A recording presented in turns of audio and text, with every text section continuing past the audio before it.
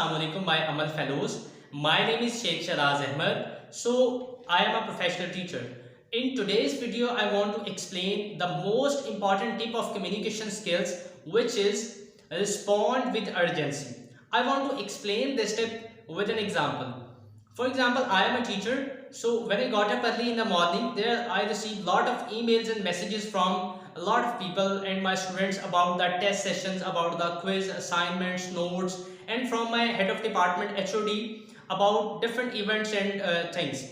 So what should I do these messages? Basically, I differentiate between all the messages which are important and which are urgent. I always respond to those messages first who are most urgent. For example, my head of department emailed me about a certain activity or an event in the classroom or in a college. So first I reply to my HOD after the other students. So what are the benefits of response with urgency? There are a lot of benefits.